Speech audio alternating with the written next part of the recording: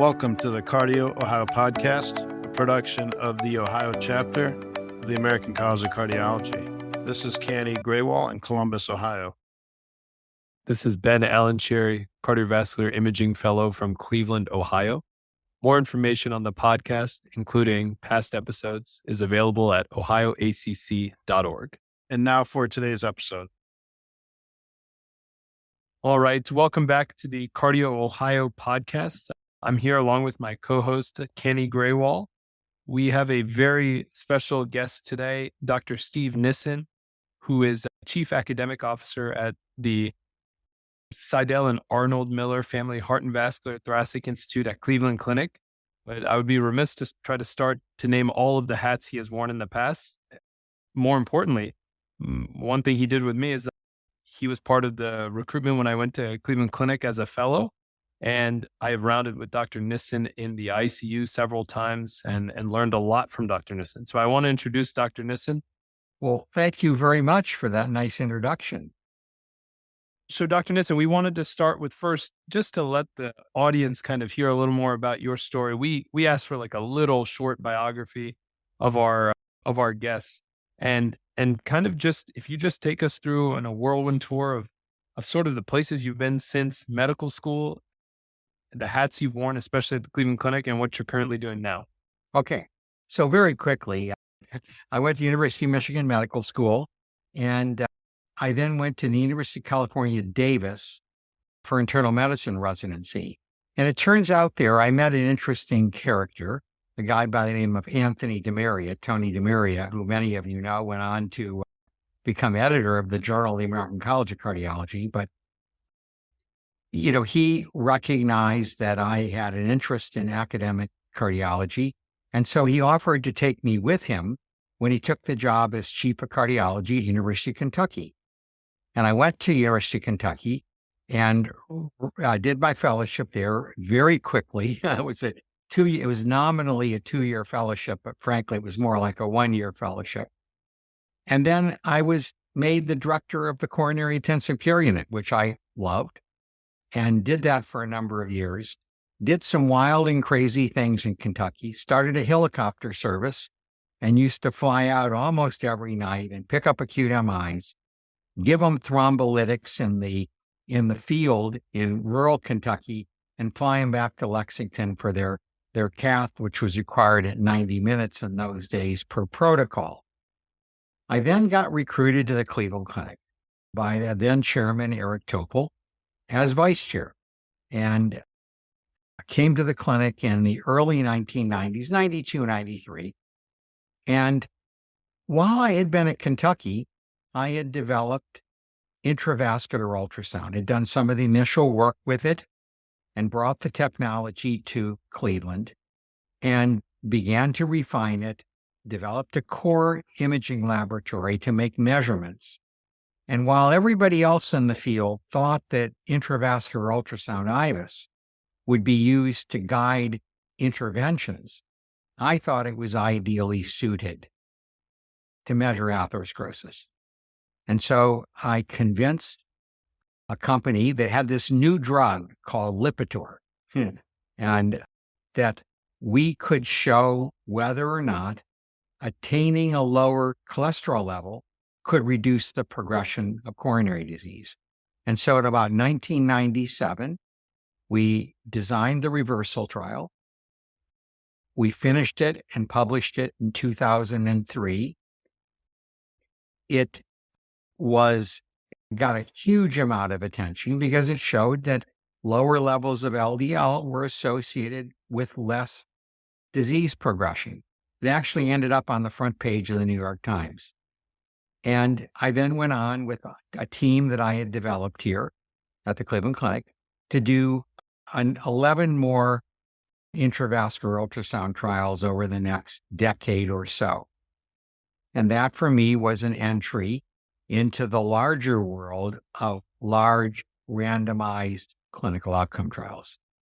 And so it was just one step at a time, pull yourself up by your bootstraps, do the work, publish it and stand behind it.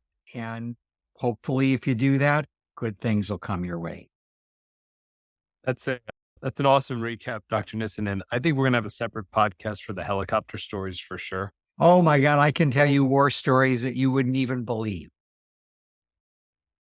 So, Steve, I know you've been also, as you progress from the IBIS trials into some of the other randomized trials and lipids and other topics, you kind of led this this kind of change in how we approach trials in terms of safety events with your experience with rosiglitazone. Yeah. And we were just curious, like how you got interested in that Yeah. specific aspect of clinical trials, and which has now kind of become a standard in terms of looking at safety outcomes. Well, it's actually interesting because, you have to be prepared for this sort of finding. I didn't go looking for any of this, but in the year 2001, I got asked by the FDA to serve on the cardiorenal advisory panel. And the first panel I attended was a review of gastrointestinal claims for a drug known as Vioxx. And I looked at the data. You get thousands of patients of data from the FDA. And I saw that in every study, there seemed to be more cardiovascular events in the people that got rofecoxib compared with other drugs. And so we collected all of the data that we could, and we published a manuscript in JAMA that raised questions about the safety of rofecoxib, otherwise known as Vioxx. Took a terrible beating. It was really awful. Actually, the study was led by Deb Mukherjee, who was a interventional fellow at the time and now chief of cardiology at an institution in Texas. And, we got beat up by the pharmaceutical industry, but we stuck to our guns. And 4 years later, the drug was withdrawn for unequivocal harm. Then in 2007, I had concerns about the diabetes drug rosiglitazone, known by the brand name of Avandia. I had noticed that in clinical trials, again, published trials were relatively limited, that the cardiovascular events seemed to be trending in the wrong direction. And the drug was being marketed for cardiovascular benefits. And it didn't make any sense to me. So I went looking for more data, and there was almost nothing. And then I hit a gold mine. It turns out that the former Attorney General of New York State, Eliot Spitzer, who later fell from grace, but Eliot Spitzer sued the maker of rosiglitazone, GlaxoSmithKline, because the company had hidden data on hazards from one of their antidepressant drugs in teens and children, teens, young adults, where there was increased suicide and suicidality. The settlement was for $1, but with the requirement that the company post all of the results of their clinical trials on a website. The website was fairly well hidden, but I found it. And I downloaded all of the data on rosiglitazone. There were 42 clinical trials, 35 of which were unpublished.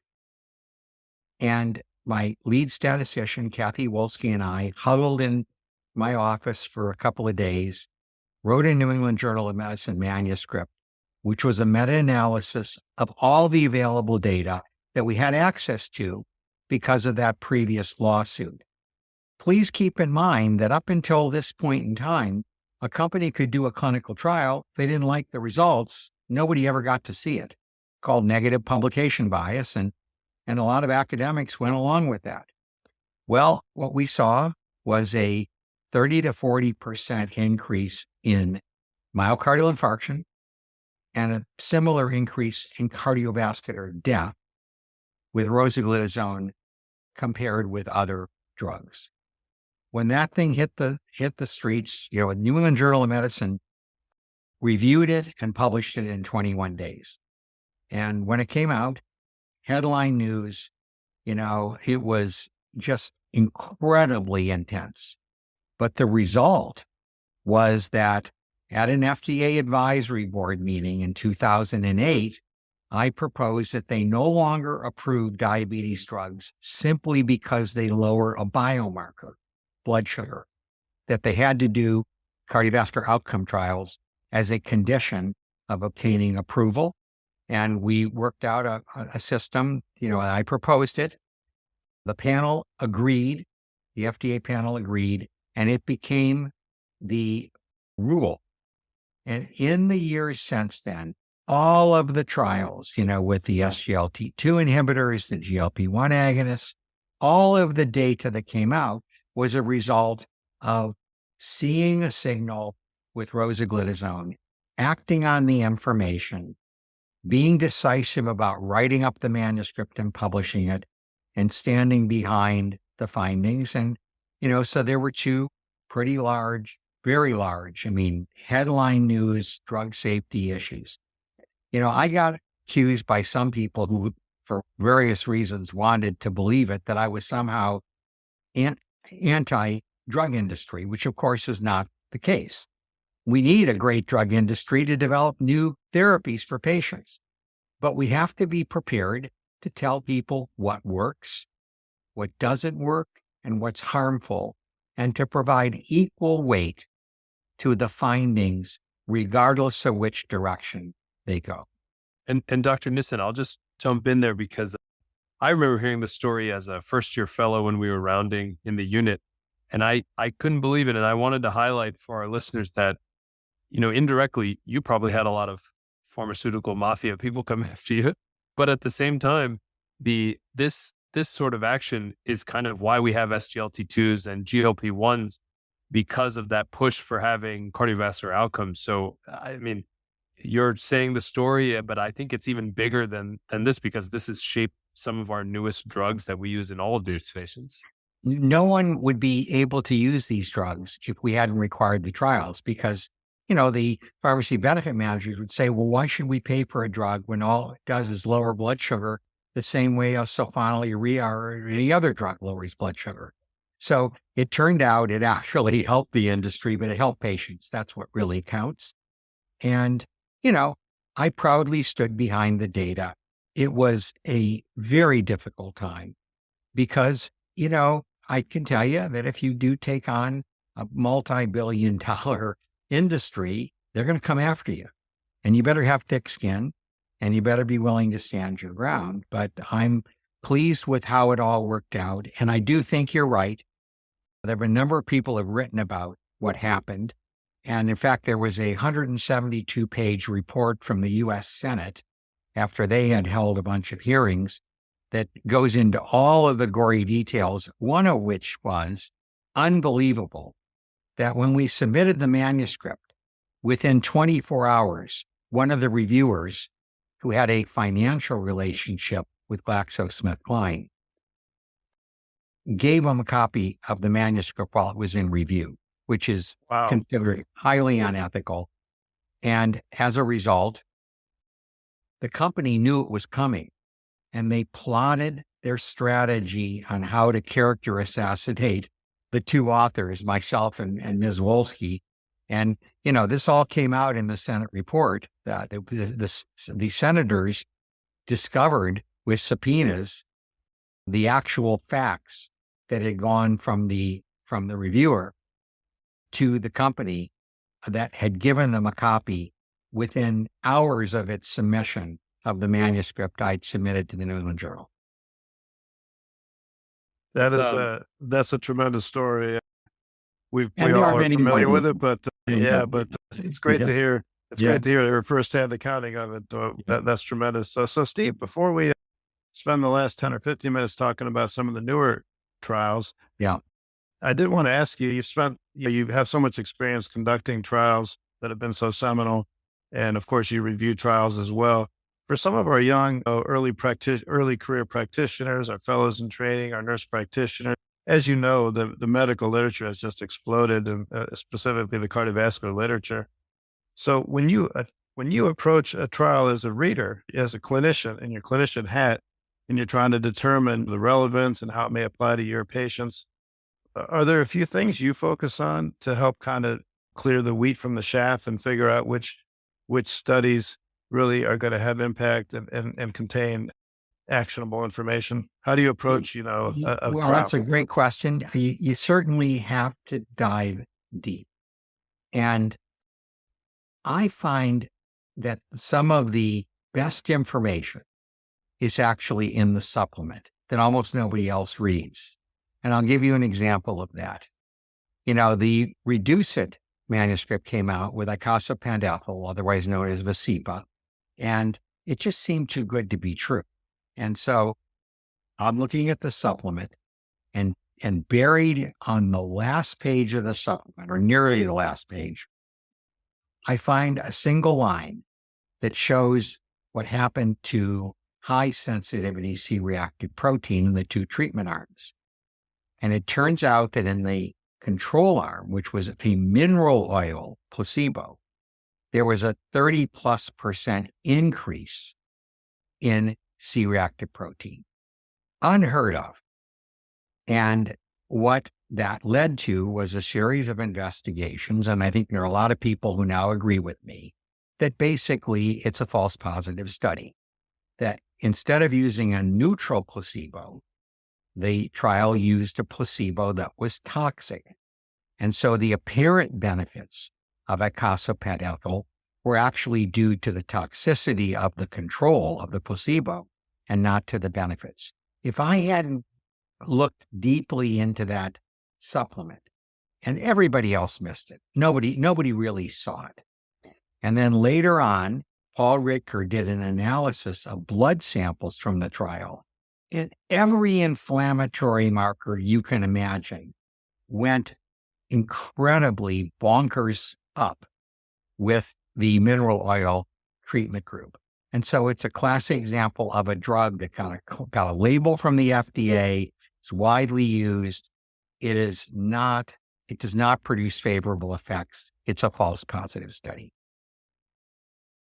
Yeah, and I think Dr. Nissen, that point of diving into the details, the supplemental indices, I guess the challenge is there's so many of these clinical trials that come out, and in general cardiology, you are spanning prevention, imaging, when to intervene on patients. Is there a guide you use? Do you follow certain journals specifically? What would be your words of advice for the general practitioner to make sure they're staying up to date? Well, I think, first of all, the tier 1 journals, which are, JAMA, New England Journal, and The Lancet. A lot of the most weighty research appears, not all of it, but a lot of very most important research appears in those 3 journals. And I try to look at them. And I think there is time for most cardiovascular practitioners to read the cardiovascular studies that are published in those top 3 journals. I mean, that's just not a big lift. And, look, I work very hard. I'm one of the oldest people in our department, but I'm the first one there in the morning. I get there at 4:30 or 5 in the morning every day, often on weekends.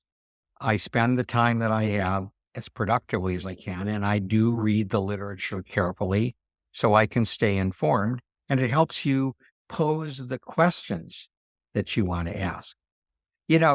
It's kind of interesting because there are always people that are going to push back.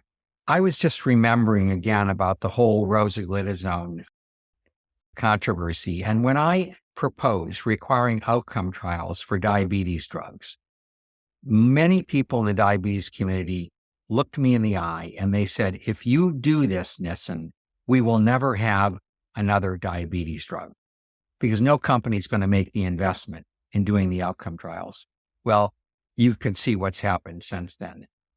Just a proliferation of very, very good trials. Yeah, I definitely agree that was a courageous move. And kind of before we jump into now the current lipid trials, including CLEAR, I did have a question. Sometimes we have patients listen, and I think it's sometimes an art to explain to them the importance of enrolling in clinical trials with the chance that they get a placebo. Obviously, patients want to be treated. How have you kind of navigated that as somebody who's run several clinical trials? Even, for example, in the mavacamten trials, Yeah. that you've been involved in. How do you kind of approach patients in that way? Well, first of all, patients who volunteer for clinical trials, it is a noble endeavor, and they do so for very good reasons. They will say to us, we know this may not help me, but if it helps somebody else, I think it's worth it. The other thing that is really amazing, there have been multiple studies published that people that are in the placebo arm of randomized trials do much, much better than the general population. Why is that? It's because they get very good medical care. They get managed to, with state-of-the-art control of their risk factors. They're seeing people frequently, the nurse coordinator and or the principal investigator at the local site. And so they do better. And so being in a clinical trial gives you an advantage over people who are not in a clinical trial. And that's the truth. There's lots of studies that show that. Yeah, and I can imagine once patients wrap their head around that, but also if they have the courage to continue to be somewhat altruistic, it really shapes the field, because as much as the clinical trialists running the trial, it's the patients who are involved who push it forward as well. You bet.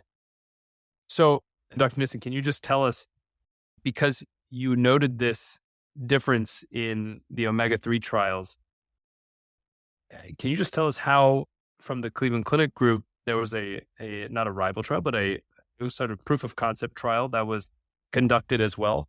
Yeah. How did you kind of start that? Well, that was started, actually, our trial was with a different product, very similar in many ways to icosapent or Recipa. It was just a little different formulation. And we ran the trial. It was actually larger than Reduce It. And it showed no benefit. There was just nothing. And we said to ourselves, this was finished just a few months after Reduce It.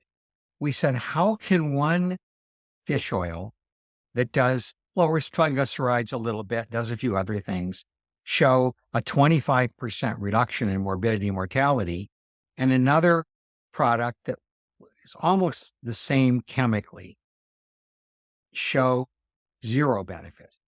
Something had to be wrong there. And of course, I had a very good idea what it was. And it was the problem with the placebo. We used, and we knew, by the way, that mineral oil was probably toxic. When we designed the strength trial that we did, was again similar in size, 12,000 patients, bigger in size, 12,000 patients. We chose corn oil as the placebo because we thought corn oil was about as neutral as you can get. We thought olive oil was beneficial. We knew that there were issues around mineral oil, so we chose something deliberately that was neutral. And there was no difference between corn oil and the same 4-gram dose that was used in Reduce It with just a little bit different product. And so at the end of the day, it just didn't seem possible that these two trials could have completely opposite results. Something else had to explain the differences.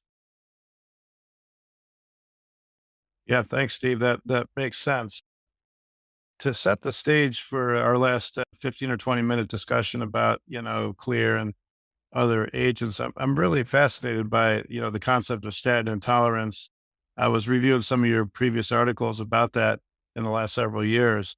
And I think you have a very interesting definition of it. And one thing you raised in one of your editorials a few years back was a concept that perhaps with statin trials, the fact that patients have to be recruited into these studies, that somehow we're selecting a group of patients who are less prone to the side effects. Because, just like you, I'm a clinician who's in clinic almost every day taking care of patients. And, the concept of statin intolerance comes up almost daily, multiple times with our patients. And of course, when you look at the literature of the incidence, there's such a dichotomy between what we see in the real world.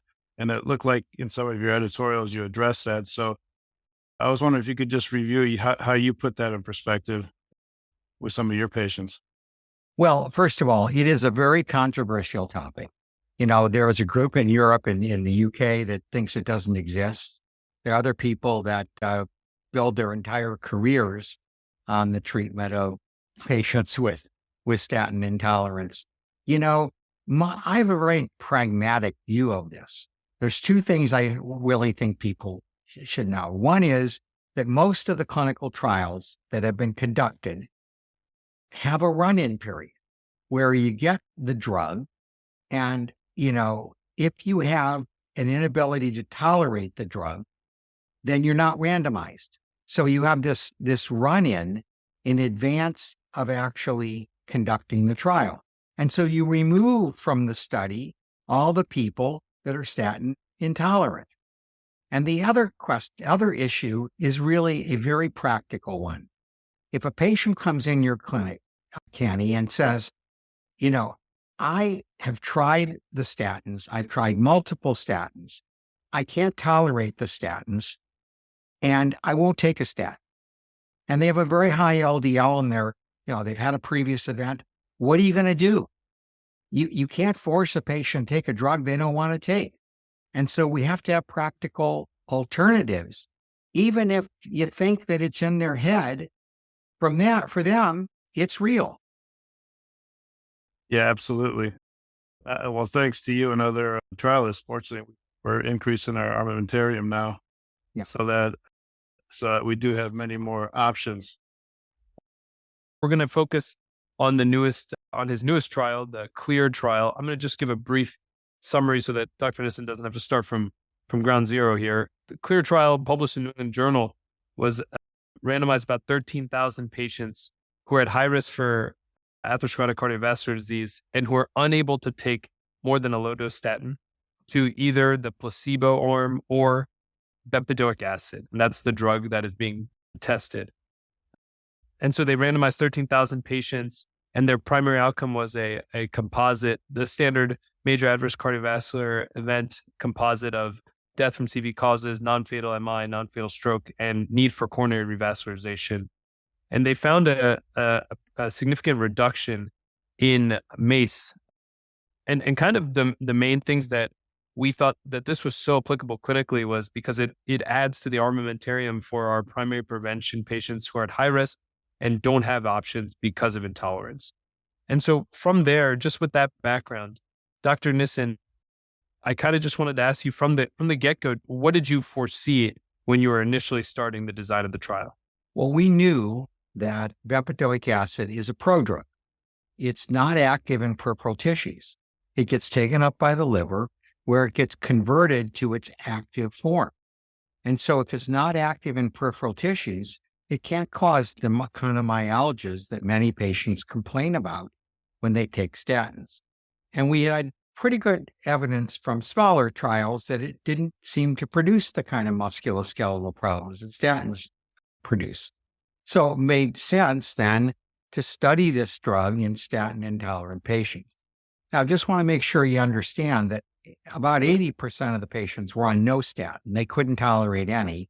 And about 20% or so were on less than the lowest approved dose of a statin, like on 10 milligrams of atorvastatin twice a week, that sort of thing. So these are really people that are statin intolerant. And we made them sign a statement that they would not take a statin, even though they knew statins could reduce their risk of heart attack, stroke, or death. So we did this in an ethical way. I thought it was very important to do that. And we were able to find at 1,250 sites in, something like 32 countries. The patients were enrolled and, we went on for a number of years. We followed them for about 41 months. And of course, there's nothing in the world quite like unblinding a trial you've worked on for many years and finding out whether it worked or it didn't work. And I know that the trial did include almost 50% women, which is nice to see as well. So I was curious, so you do have kind of a mix of primary and secondary prevention patients in the study. Have you analyzed any differential effect in those two groups, those with known CAD and those with risk factors only? I thought you'd never ask. So you have to come to the ADA meeting. It's on the program where we are going to present detailed results in the 30% of patients, 4,200 patients that were primary prevention. They had risk factors, but they never had an event. And if you look really carefully at the supplement, you will notice that there appeared to be a more favorable effect in the patients that were in the primary prevention strata than those that were in the secondary prevention. We're going to tell you a lot more about that. I'm going to present it at ADA, and it will be simultaneously published in a major journal. And I think that's good. That's the hook right there, Dr. Nissen. And also another plug for you, for us to take a look at the depths of these articles, including the supplementary indices. Yep. When you talk about bempedoic acid, a lot of what people say about statins is this pluripotent effect, including on anti-inflammation, and CRP has been used as a marker for this. Can you just help us as far as statins? We kind of understand some of that, but as far as bempedoic acid, what's its relationship to inflammation that you found in the trial? Well, keep in mind that bempedoic acid works in the same pathway as statins, but upstream. And it has quite intense anti-inflammatory effects. We got about the same amount of reduction in high sensitivity CRP as we got reduction in LDL cholesterol. So it has two potential ways to benefit patients, both as an anti-inflammatory, and we now know that anti-inflammatory drugs like colchicine or canakinumab do have cardiovascular benefits. And of course, we've known for a long time that LDL reduction has benefits. Bempedoic acid does both. What we didn't study, and I wish we could have, but we couldn't for a lot of regulatory reasons, is the drug is available, bempedoic acid, both as monotherapy and in combination with ezetimibe.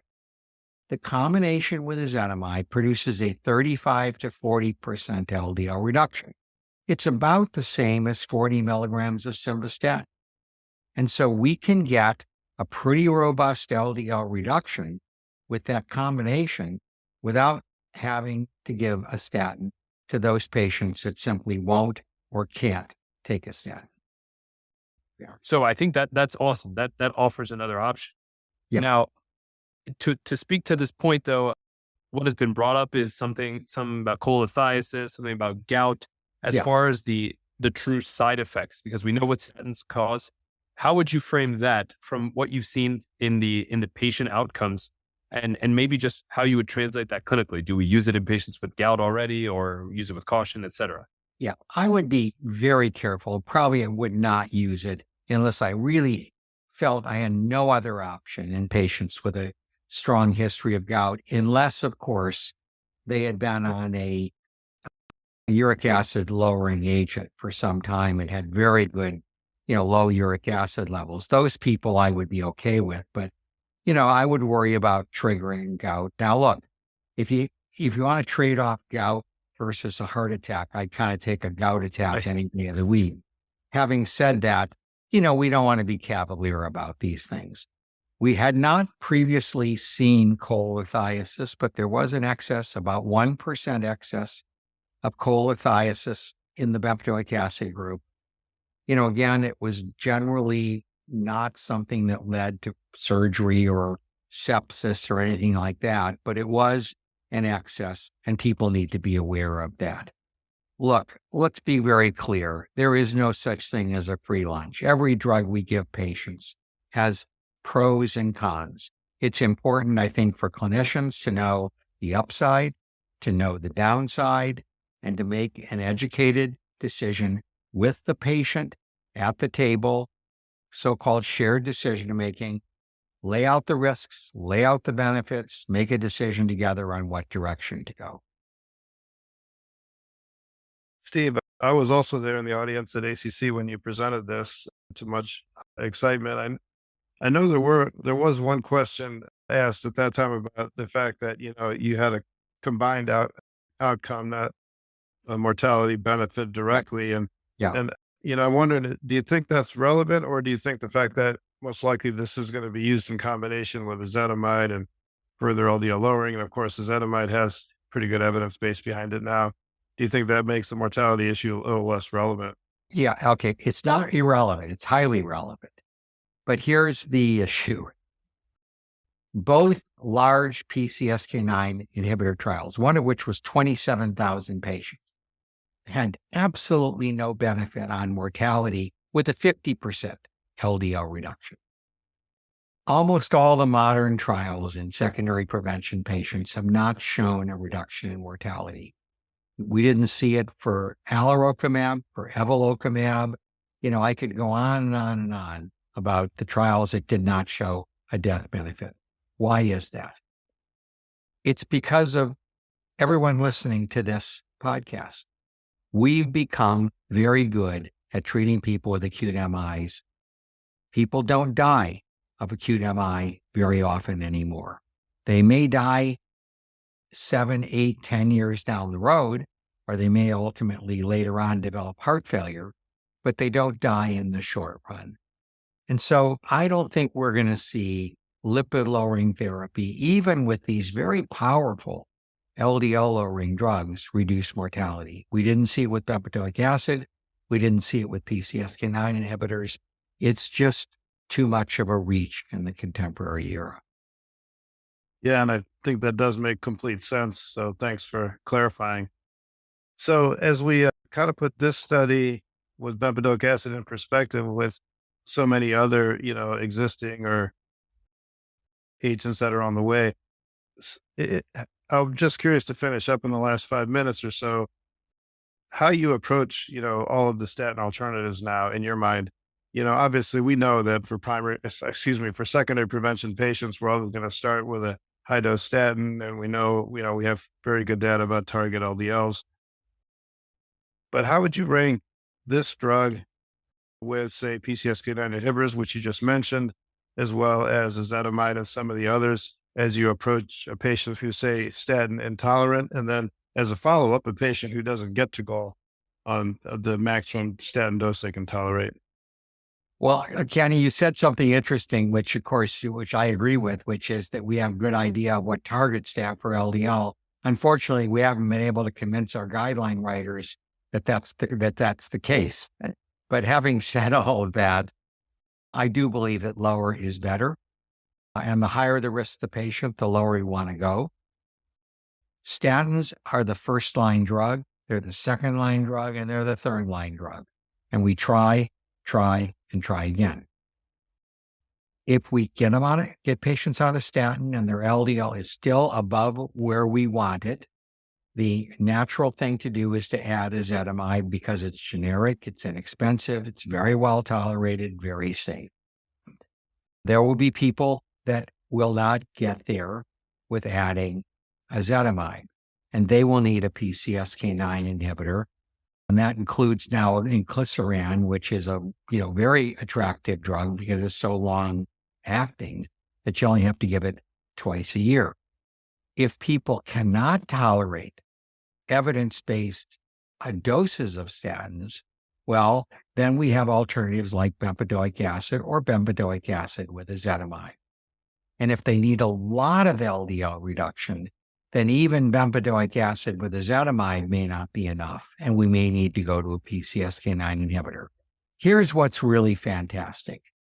We have a lot of tools in the tool chest, and we can pick them based upon the pharmacoeconomics, patient need, what patients tolerate, what our goals are. But I hope everybody will remember, and please share with me this view that the higher the risk, the lower we want to take the LDL. The evidence is compelling that lower LDLs lead to reduced rates of event and reduced rates of disease progression. Dr. Nissen, you said a couple key things there that we'll highlight. And I think first, second, third line is statins. And like you just said, even just this past week, I've gotten asked by some of my internist colleagues, is there ever a too low in some high risk primary prevention and secondary prevention? And I think you clearly state that. And we'll have links to some of these landmark trials, including your initial New England Journal piece about rosiglitazone. Yeah. To end, this is more on like a philosophical topic. Yeah. Dr. Nissen, I've had the pleasure of working with you for 3.5, 4 years, rounding in the unit with you for several hours each day. And I've kind of noticed and heard some of your stories, but after kind of seeing through different eras in cardiovascular medicine, being a major player in that, we have a lot of people who are listening who are early career and some who are really motivated mid-career and late career docs. What motivation would you give them? What words of advice would you give them on how to stay on top of things, how to keep interested, and how to push your career forward? What would you give like a last parting statement? I could tell you is there's no easy route. Get to work early, keep your eye on the literature, dream big, never believe that you can't accomplish something. I'm going to tell you one final story. There was a guy who at the time was a fellow who got the idea that he saw me giving nitroprusside to patients with aortic stenosis. And he said, shouldn't we study that in an RCT? So he designed a 25 patient RCT that we did in the CCU, showed that nitroprusside made people with critical AS better. And he got it published as a fellow in the New England Journal of Medicine. Dream big. That's What a awesome, fitting- Steve. Yeah, that was my only question is, does Ben really show up for rounds in the CCU at 4:30 when you get there? Because I have a hard time believing that. Well, what happens, of course, is the fellows know what time I get up. So they always make sure they get there a little before I do. I'll tell you, those weeks, breakfast is just earlier. That's it. Yeah. I start rounds at 7 only because the residents would be furious with me if I made them round at 6. I just sit round at 6 a.m. That's so funny. Hey, Dr. Nissen, thanks so much. Thank you for joining today's podcast.